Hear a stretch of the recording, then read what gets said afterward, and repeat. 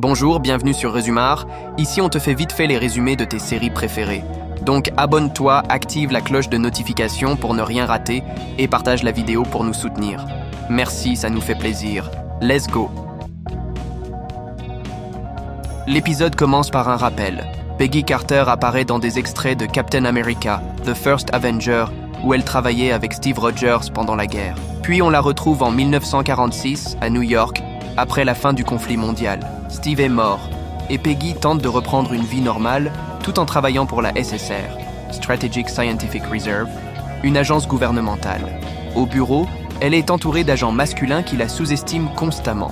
Bien qu'elle soit extrêmement compétente et expérimentée, ses collègues la relèguent souvent à des tâches administratives comme taper à la machine, préparer le café ou répondre au téléphone. L'agent Jack Thompson la sous-estime beaucoup. Par contre, l'agent Daniel Souza, plus respectueux avec elle. Peggy, malgré tout, reste digne et supporte ses humiliations. La vie de Peggy change quand Howard Stark, l'inventeur et allié de la guerre, est accusé d'avoir vendu des armes secrètes au marché noir. Le gouvernement le considère comme un traître et ouvre une enquête. Mais Stark, en fuite, demande l'aide de Peggy. Un soir, Howard Stark apparaît clandestinement et explique qu'on lui a volé des inventions dangereuses. Il lui confie la mission de retrouver ses armes avant qu'elles ne tombent entre de mauvaises mains. Il lui présente aussi son majordome, Edwin Jarvis, qui deviendra son allié discret. Première mission, retrouver la nitramène disparue, l'explosif très extrêmement dangereux. Peggy commence sa mission secrète. Elle mène sa propre enquête sans en informer la SSR, car ses supérieurs ne la prendraient même pas au sérieux.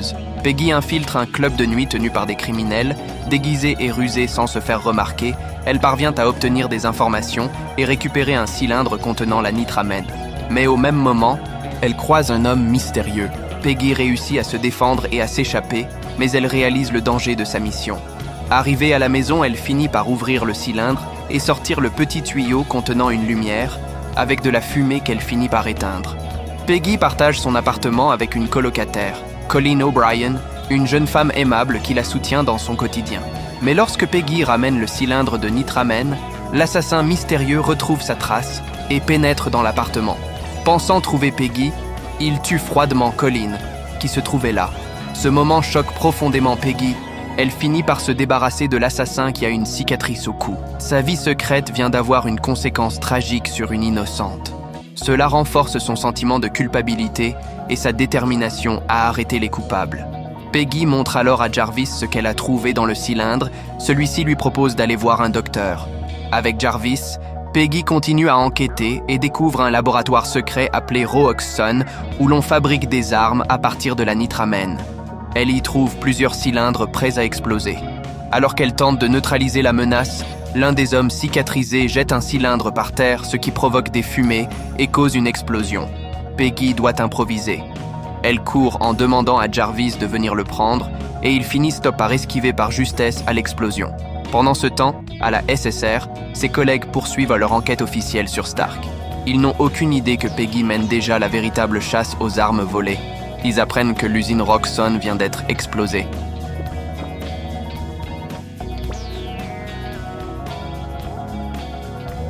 Après avoir perdu sa colocataire, Peggy veut changer d'endroit pour s'éloigner de l'ennemi.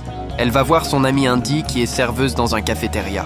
Celle-ci remarque qu'elle cherche un appartement et elle lui demande « Est-ce qu'elle veut déménager ?» Peggy lui dit oui, qu'elle a perdu sa colocataire.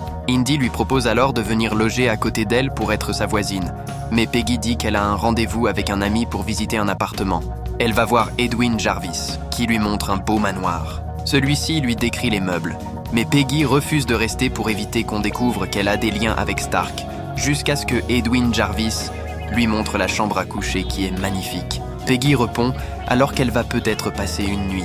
Peggy se déguise en rose et arrive chez les Daisy Clover pour tenter de localiser la voiture qui transporte le nitramène. Arrivée là-bas, elle se présente au contremaître en tant que la représentante du service d'hygiène de New York. Elle lui dit qu'elle a reçu 15 plaintes à son sujet concernant les infractions à l'article 42-33 du Code de la santé publique relative au transport des produits laitiers. Le contremaître répond « Les plaintes de la part de qui ?» Peggy lui répond « De moi pour commencer. J'ai un ordre du tribunal qui m'autorise à inspecter tous vos camions de transport. Si je trouve du lait à la place du fromage, vous me sentirez. » Elle finit par vérifier les camions et utiliser la machine qui détecte les radiations Vita. Mais elle n'a rien trouvé. Elle remarque qu'il manque un camion. Donc elle demande au contremaître. Celui-ci lui dit qu'il est avec un de ses gars appelé Sheldon McField, qui est malade. Peggy récupère l'adresse et le nom du gars, puis elle s'en va. Au même moment, les agents de la SSR se rendent sur un lieu où ils observent les ferrailles du laboratoire Roxxon qui a implosé à cause de la nitramène. Le chef Roger Dooley mène l'enquête, accompagné de Jack Thompson et Grace Winsky. Le chef Roger Dooley et Thompson partent et laissent Grace Winsky de se charger du tas de ferraille de l'usine démolie. Peggy appelle Jarvis et lui demande de se débarrasser de la voiture de Howard, qui a été endommagée lors de l'explosion, en lui disant que la SSR est partie chez Roxxon pour faire des recherches en ce moment même. Thompson et Roger se rendent chez Monsieur Jones, le PDG de la raffinerie Roxxon, pour savoir ce qu'il y a eu entre lui et Stark. Celui-ci leur fait comprendre que Stark travaillait sur une formule de nitramène moléculaire, un composé chimique capable de produire de terribles explosions. Ça a probablement rapport avec son travail sur les radiations Vita. Au bureau, Peggy tente de se débarrasser des photos, mais elle ne réussit pas à ouvrir le tiroir dans lequel l'agent Sousa les a posées. Chez Monsieur Jones, dans la raffinerie Roxxon, Peggy a été invitée. Avec son collègue agent Thompson, ils testent les employés de l'usine. Ils arrivent à arrêter un homme qui était proche des radiations Vita lors de l'explosion. Peggy joue un rôle très important dans son arrestation. Bien avant Peggy, elle-même s'est débarrassée de tout ce qui peut être testé positif aux radiations Vita sur son corps, notamment sa montre. L'homme arrêté est soumis à une séance d'interrogation. Il ne donne aucune information concrète. Par après, il se fait malmener. Peggy, accompagnée de Monsieur Jarvis, arrive sur un lieu. Peggy sort de la voiture, se dirige vers un camion garé. Elle l'ouvre et découvre les cylindres explosifs. Elle entre dans la chambre, trouve un homme, en l'occurrence Sheldon McPhee, et ils se battent. C'est dans sa maison qu'est retrouvée la voiture remplie d'explosifs. Elle l'attache. Elle remarque la présence d'un homme. Elle court et l'arrête. C'est l'homme avec la cicatrice au cou. Elle l'interroge sur les inventions de Monsieur Stark, mais il ne donne pas de réponse concrète. Pendant ce temps, Monsieur McPhee disparaît.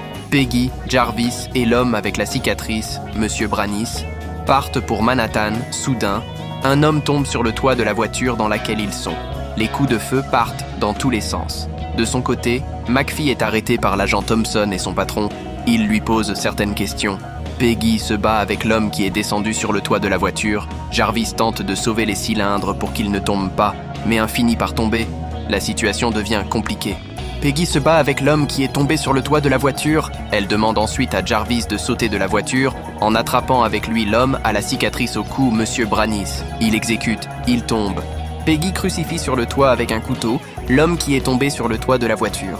Après s'est battue avec lui. Elle tombe aussi et laisse la voiture tomber dans une rivière, et ça crée une énorme explosion. Thompson et son chef, présents dans la zone, observent l'explosion. Ils se précipitent pour aller voir ce qui se passe. Peggy demande à Branis où ils ont caché les armes volées à Monsieur Stark. Branis, l'homme avec la cicatrice au cou mourant, tente de communiquer avec Peggy. Comme il est incapable de parler, il dessine un symbole étrange dans le sable avant de mourir. Ce symbole, incompréhensible pour Peggy sur le moment, représente une organisation secrète encore plus vaste derrière le vol des armes de Stark. L'équipe de Thompson arrive sur les lieux, analyse l'endroit, soupçonne la présence d'une femme sur les lieux avant l'accident. Après l'accident, Peggy se fait soigner par Monsieur Jarvis. Peggy part après visiter sa nouvelle boîte téléphonique. La gérante lui donne des instructions sur comment y vivre. Aussi, elle cherche à savoir combien de temps elle compte travailler pour la compagnie, ce que Peggy répond avec beaucoup de douceur, en disant jusqu'à ce qu'elle se marie. Au bureau Thompson, Sousa et leur patron cherchent toujours à identifier la blonde qui était présente lors de la soirée où Peggy était partie récupérer le nitramène.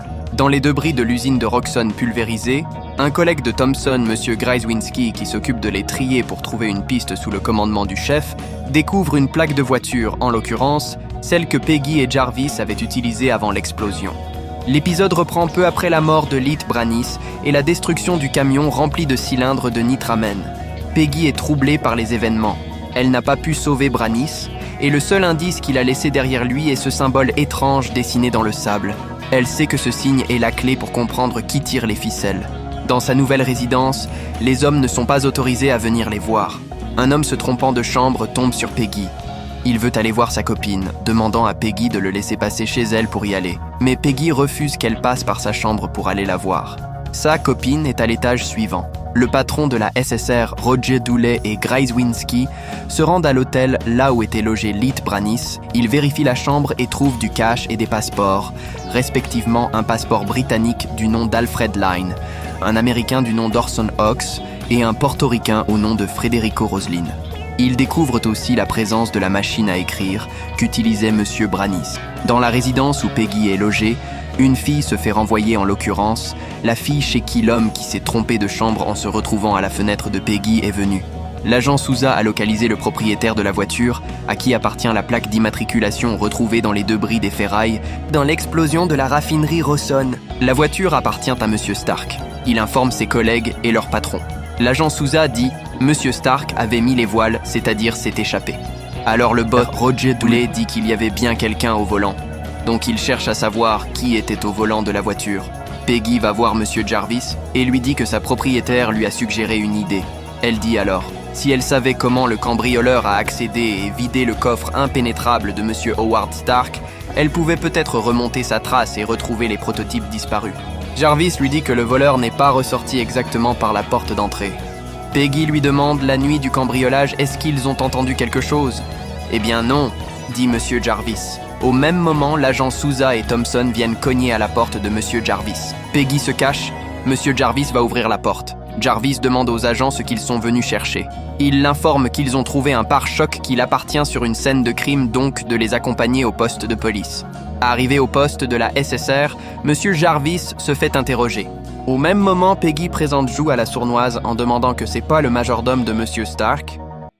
Roger lui demande est-ce ce qu'elle la connaît.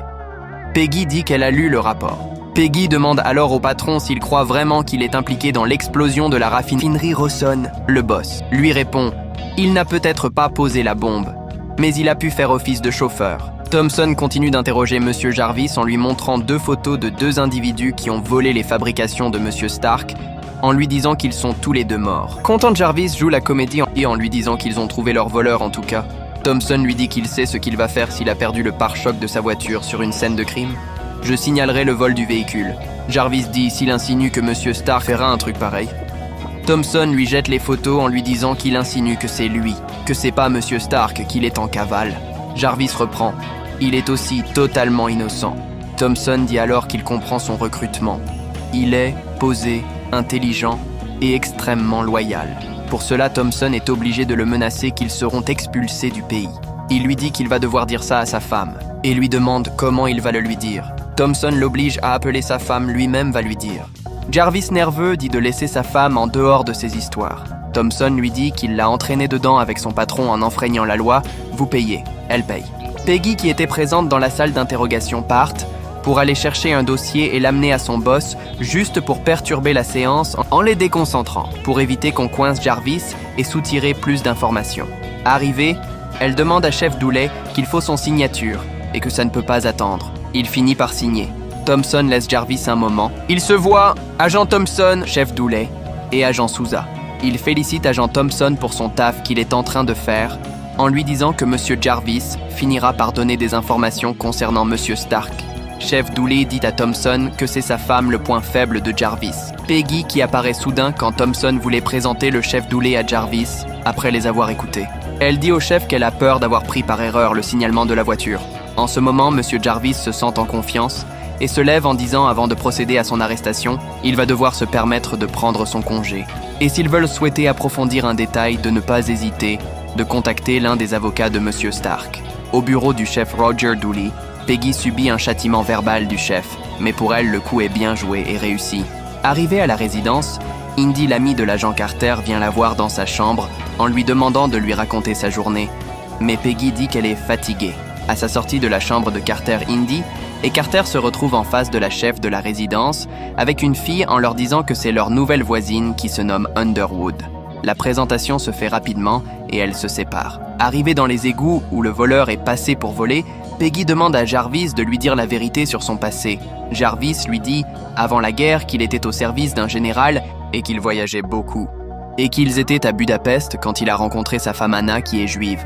Le général détenait plusieurs sauf-conduits. C'est un document qui accorde de se déplacer librement d'un lieu à un autre sans crainte de se faire arrêter, notamment en temps de guerre ou dans les contextes diplomatiques. Dans son coffre, un seul aurait assuré sa sécurité, mais il a refusé de signer. « Vous l'avez fait à sa place », dit Peggy. Jarvis dit d'où le renvoi pour manquement à l'honneur. Peggy lui demande comment elle a pu quitter le territoire, en parlant de sa femme, Anna. Jarvis dit comme lui, il a évité la pendaison. Peggy lui demande par rapport à Monsieur Howard Stark.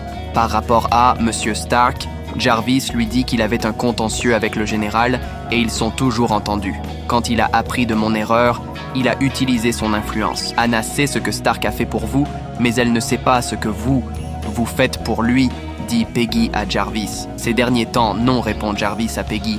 Arrivé à la sortie de l'égout, Peggy voit le symbole que Monsieur Branis avait dessiné dans le sable lors de l'explosion avant de mourir. Jarvis et Peggy rentrent dans une chambre où il y a les inventions volées de Monsieur Stark. Peggy suggère d'alerter les autorités. Par contre, Jarvis refuse. Jarvis la raisonne en lui demandant si elle va à police, comment elle va signaler les objets retrouvés. Agent Carter, comment avez-vous découvert les objets volés? Peggy répond. Leet Branis m'a indiqué leur cachette. Jarvis reprend. Comment avez-vous entré en contact avec Leet Branis? Peggy répond. J'ai mené ma propre enquête privée avec l'aide d'Howard Stark. Jarvis reprend. Quelle est la nature de vos relations avec lui? L'avez-vous revu depuis sa disparition? Est-ce que vous collaborez avec Howard Stark, un traître à la nation? Sur ce, Jarvis lui dit de ne pas aller signaler cela, que ça peut empirer la situation. Peggy, consciencieuse, finit par accepter et dit à Jarvis de les appeler, mais en le mettant en garde qu'ils connaissent déjà sa voix. Jarvis signale enfin les objets volés retrouvés à la SSR. Peggy se fait attaquer dans la chambre par un monsieur. Ils se battent jusqu'à ce que Jarvis débarque pour porter son aide à Carter. Ils assomment le monsieur. Au même moment, la SSR débarque sur le lieu. Peggy et Jarvis se retirent pour éviter d'être remarqués. L'agent Souza et Grace Winsky, sur le lieu, rentrent dans la chambre et trouvent les objets avec l'homme assommé. L'homme assommé est Jérôme Zando. Grace Winsky, qui conduit Zando au poste pour un interrogatoire, se fait tuer. Jérôme Zando aussi est tué pour éviter de révéler des informations. Au bureau, Peggy tombe dans une atmosphère de tristesse et apprend la mort de l'agent Grace Winsky. Souza, furieux, dit qu'il va trouver le salopard qui les a appelés pour signaler d'avoir retrouvé les objets volés. Roger Dooley, le chef, dit à ses agents qu'il faut qu'ils sachent que c'est Howard Stark, le traître, qui les a mis dans cette situation pénible et qu'il ne faut pas qu'ils l'oublient. Peggy va voir son amie Indy et essaie de lui raconter sa journée pour se soulager. Indy l'écoute et apporte son soutien. Elle la réconforte. Howard Stark, toujours considéré comme fugitif par la SSR, réapparaît en secret, lors d'une négociation où Jarvis et Peggy ont réussi à gagner. Dans la voiture, Peggy demande à Howard pourquoi il est revenu à New York en prenant le risque d'être repéré par toutes les agences qui le recherchent. Stark dit qu'il les expliquerait toutes une fois qu'ils le conduisent dans son appartement. Toujours dans la voiture, Peggy lui fait savoir qu'à cause de son amusement, son collègue agent Grace Winsky a été tué. Howard Stark répond en disant qu'il ne s'amuse pas. Ils finissent par arriver là où est logée Peggy, dans la résidence Griffith. Peggy et Stark pénètrent dans le bâtiment. Peggy cache Howard pour éviter qu'on la retrouve. Au bureau, le chef Roger Dooley montre le rapport officiel de la bataille de Finao. Thompson demande à son chef que pensent les laborantins de la machine à écrire récupérée dans la chambre de Monsieur Branis. Le chef Roger Dooley répond que, d'après eux, ça envoie des signaux dans les deux sens, mais on ignore où. Thompson dit peut-être qu'il est temps d'envoyer un message à l'ennemi. Arrivé à Griffith, Stark a été caché dans un truc, pour éviter que la concierge la retrouve. Après le départ de la concierge, Peggy revient le retrouver, mais il n'est plus dans sa cachette. Peggy l'entend s'amouracher avec une femme dans la chambre à côté. Elle part cogner, Stark sort, et ils partent pour rentrer dans la chambre de Carter. Arrivé dans la chambre, Peggy dit à Stark de lui dire ce qu'il a à lui dire, y compris quand il compte quitter son appartement. Howard répond qu'il part dans 3 jours pour Rio. Il continue en disant avant de partir « Je veux savoir quelle de mes inventions t'as trouvé. » Peggy répond « Pourquoi ?» Howard répond qu'il sait que la SSR a une partie et il veut évaluer ce qui circule encore sur le marché noir. Peggy lui demande avec un air frappé d'étonnement « Pourquoi venir en personne ?» Parce que Jarvis pourrait me demander, dit-elle. Howard reprend en montrant à Peggy un stylo qui prend des photos en lui disant que c'est parce que Jarvis n'avait pas ceci. Ils prennent une photo avec le stylo. « Un appareil photo !»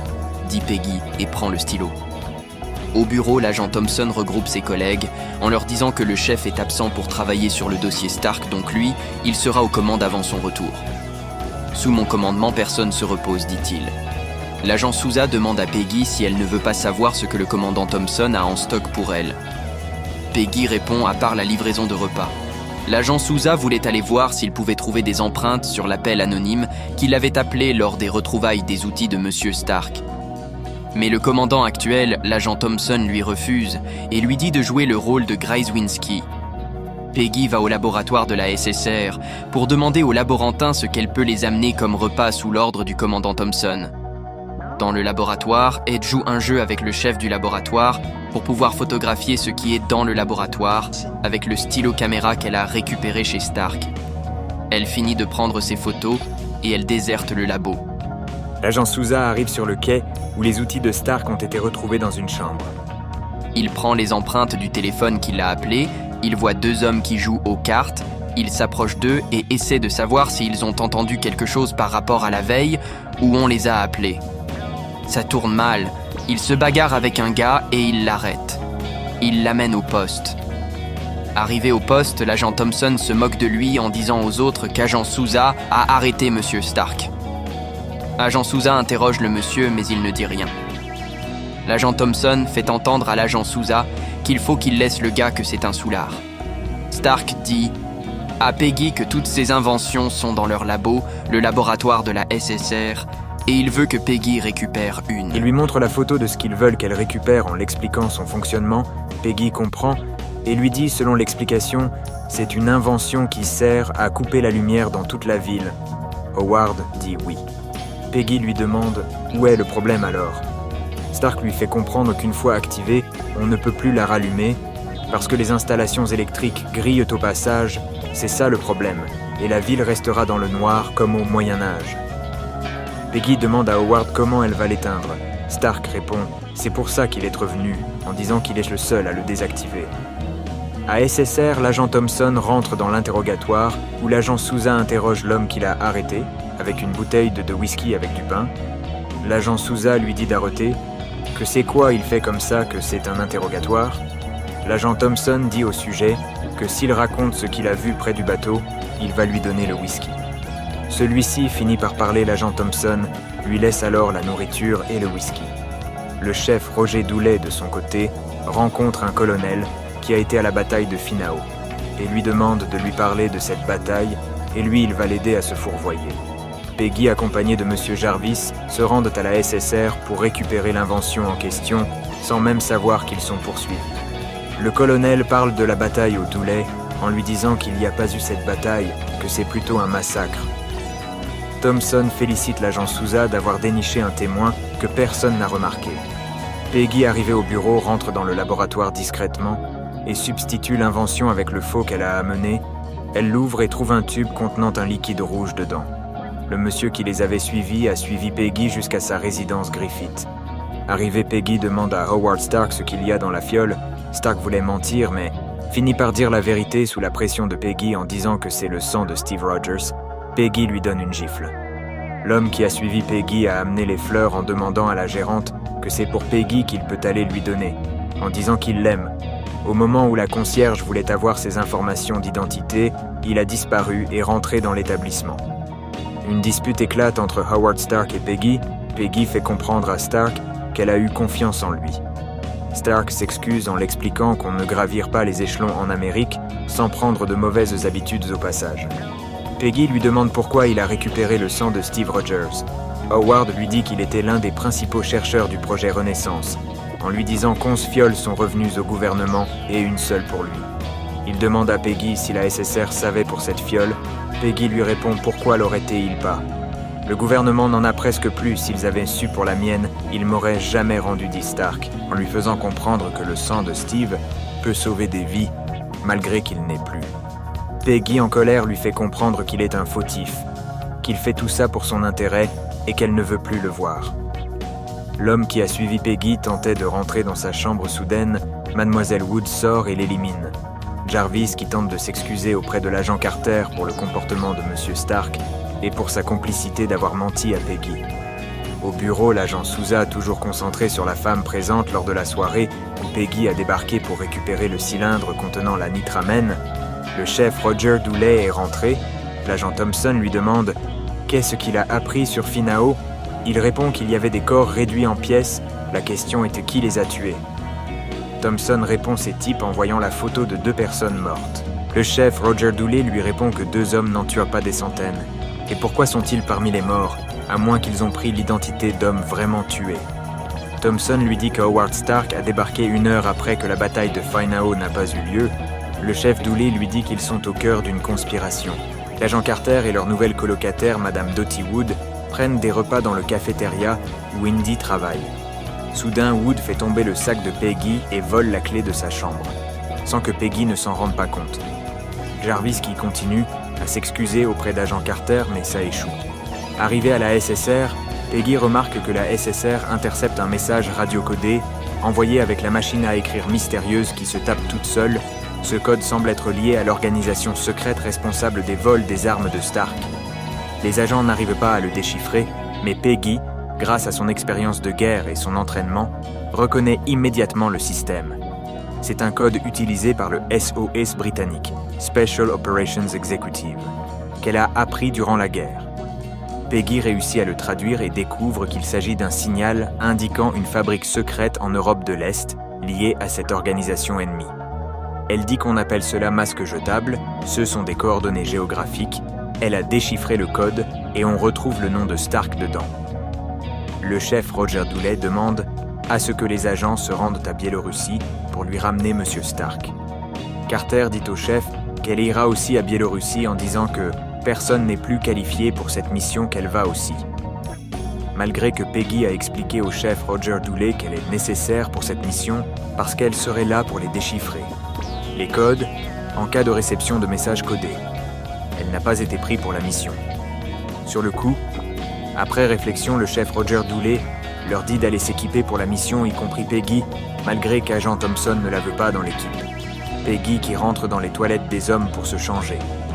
L'agent Sousa amène un dossier pour l'agent Thompson. Thompson lui dit qu'il a oublié sa boussole dans casier 42, en disant à l'agent Sousa de lui prendre cela, sachant très bien que l'agent Peggy est là-bas. Il croise Peggy, Peggy se tourne vite et il remarque le tatouage sur son dos, ce qui correspond au tatouage au dos de la femme qui était présente à l'autre soirée. L'agent Sousa commence à réfléchir et à douter. Peggy part donc avec Jack Thompson et une escouade de soldats. Mais elle a une surprise.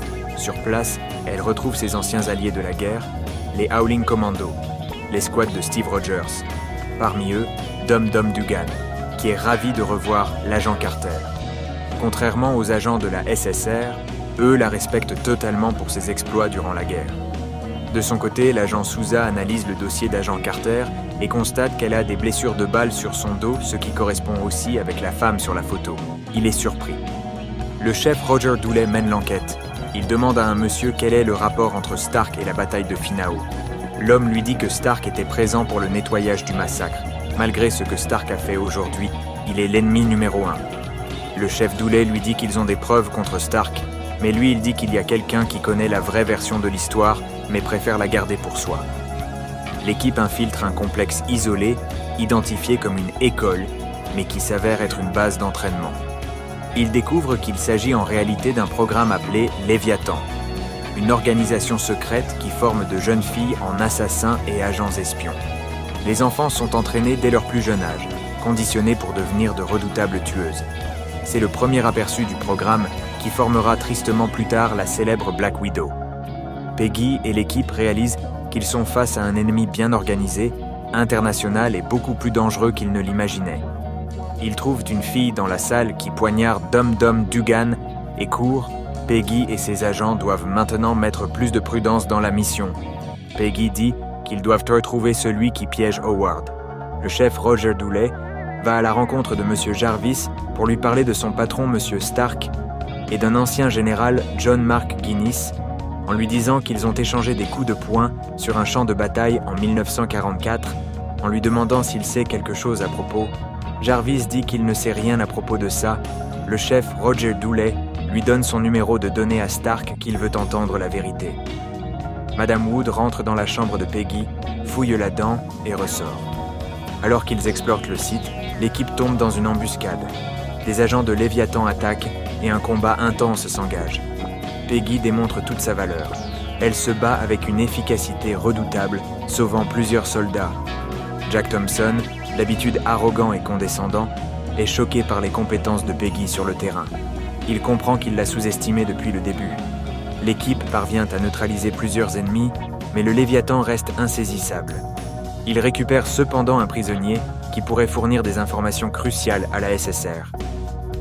De retour aux États-Unis, Peggy est plus respectée qu'avant. Les Howling Commandos ont vanté ses talents et son leadership. Même Thompson, habituellement froid et méprisant, lui accorde un nouveau respect et admet implicitement qu'elle a prouvé sa valeur. L'agent Souza poursuit en parallèle son enquête à New York. En observant les photos prises lors d'une mission précédente, il remarque que la silhouette d'une femme correspond à celle de Peggy. Il commence à suspecter qu'elle mène une double vie et qu'elle pourrait être impliquée dans les comment affaires il a de accompli Stark. des exploits dans Le le domaine prisonnier, mécanique. entre parenthèses le docteur qui a été amené de l'Europe, explique comment ils ont été traités en Russie par le Léviathan, l'organisation secrète russe. En parlant, il explique comment le Léviathan a été créé, comment il était si terrifiant, biologique. Peggy lui demande est dans le domaine humain. En lui disant que c'est ce que cette jeune fille est, parlant de la fille qui les avait agressés en Russie, qui a poignardé Dum Dugan qu'elle était une arme humaine, Peggy essaie de demander plus de questions, mais le chef Dooley interrompt son intervention et lui fait comprendre qu'elle a fait un travail remarquable en Europe dans la mission précédente, mais que ça reste son opération. Mais Peggy, toujours obstinée, fait comprendre à chef Dooley que ça pourrait être une de ses filles formée en Russie qui a pu tuer l'agent Grzezinski parce que l'arme qu'il a tuée est un modèle Russie très petite, adaptée à la main d'une femme. Ça pourrait être aussi l'une d'entre elles qui a volé les inventions de Monsieur Stark, vu qu'il est un coureur de jupons. Il a été manipulé par une de ses filles, envoyée par l'ennemi. Malgré tout ça, le chef Roger Dooley n'a pas pris en considération ce que Peggy a dit. Peggy, malgré son mécontentement contre Monsieur Jarvis et Stark suite à leur non-transparence rencontre Jarvis, et lui explique que la Russie a entraîné des femmes pour opérer sur le sol américain, et qu'ils savent tous les deux que la faiblesse de Monsieur Stark, c'est les femmes, alors elle lui demande la liste de toutes les femmes qu'Howard Stark a diverties au cours des 6 derniers mois. De son côté, l'agent Souza mène toujours son enquête. Il va voir Monsieur Sheldon qui a été frappé, attaché par Peggy dans les épisodes précédents. Souza lui montre la photo de Peggy pour voir si c'est elle qui l'avait frappée. Il confirme que c'est bien elle, qu'elle cherchait Branis, et le nitramène. Jarvis et Peggy commencent par mener leur enquête pour localiser les filles avec qui Monsieur Stark a flirté. De son côté, Dottie Underwood élimine un monsieur qui se prend recruteur pour son casting. Après avoir passé chez le bijoutier qui fait de la conception des bracelets pour Monsieur Stark ce qu'il donne à De chaque son côté, femme le avec chef qui il Roger passe du Dooley. temps, Peggy conclut que leur espionne doit avoir le bracelet sur son poignet, avec du sang, si sa théorie est vraie, car la fille rencontrée en Russie avait les marques de sang sur son poignet. Jarvis l'accompagne et ils font le tour chez ces femmes. Mène toujours la mission en posant des questions au docteur, mais il n'obtient de réponse concrète. Le docteur commence à jouer avec les émotions du chef Dooley par son observation. Il lui demande qu'il a un problème à la maison. Le Pourquoi chef il a de Dooley la lui dit brosse c'est à pas dents grave. et certains trucs au bureau. Le chef lui dit c'est juste pour certaines des nuits. Mais il finit par découvrir qu'il y a la photo de sa femme tournée pourtant celle de ses enfants bien placés. Il conclut que le chef ne dort plus dans son lit. En même temps, il s'excuse. Dottie Underwood mène aussi sa mission secrète. Jouant au jeu, le docteur fait semblant d'admirer la nature et s'approche de la fenêtre. Dottie lui signale sa présence, puis il lui communique un message codé par la main sans même que le chef Dooley sache. Dottie note le message reçu. Le chef Roger Dooley finit par avouer au docteur sa déception amoureuse sous la pression psychologique qu'il a jouée sur lui. Le docteur explique au chef Dooley qu'il n'a rien perdu, qu'il peut récupérer sa famille, en lui demandant de se concentrer sur les bons moments où sa femme et lui étaient heureux. Le docteur est en train de l'hypnotiser en tournant sa bague au doigt. L'agent Thompson, de son côté, procède à l'arrestation de l'agent Peggy et Monsieur Jarvis. Il lui fait comprendre qu'un témoin l'avait vu avec Monsieur Branis la nuit où il est mort, et il y a une photo d'elle au club de Spider-Man le soir où il a été éliminé. Mais ça tourne mal pour lui. Peggy l'assomme et s'en va, elle est encore arrêtée par un autre agent, l'agent Souza, mais Peggy finit par partir sans pression. Au bureau, le chef Roger Dooley apprend que Peggy s'est débarrassée des agents de la SSR, envoyés pour l'arrêter. Il demande qu'on fouille partout dans les trains, les gares, qu'on mette sa photo partout, que maintenant c'est une fugitive qui sera conduite devant la justice. Sous pression, le chef Dooley ordonne à ce que le docteur reste dans un qui la bureau protège. et soit supervisé par un agent. Il utilise son emprise sur l'agent. De son côté, Peggy retourne dans son appartement pour récupérer le sang de Steve Rogers. Au même moment, Mais les lui agents fournit de la les portes SSR de sont sortie venus du la bâtiment. chercher. Elle sort par la fenêtre et rentre chez son ami. L'agent qui supervise le docteur se fait aussi hypnotiser et donne des informations importantes au docteur. Le docteur veut qu'il lui amène au labo, mais il refuse. Le docteur lui ordonne de partir dans un bar, de prendre un verre, et après se laisser cogner par une voiture au milieu de la rue. Indy trouve un moyen de sortir de la ville à Peggy. En voulant partir, elle rencontre Dottie dans les escaliers. Dottie, qui avait mis les rouges à lèvres que Peggy avait préparés, est mis pour aller voir le monsieur chez qui elle a récupéré le nitramène dans le club, l'embrasse. Peggy perd connaissance et tombe. Mais avant de tomber, elle voit le signe du sang sur son poignet. Peggy se fait arrêter par les agents de la SSR, qui sont toujours dans le bâtiment. Après cela, Dottie s'est échappée du bâtiment. Peggy est amenée à la SSR pour passer à l'interrogatoire.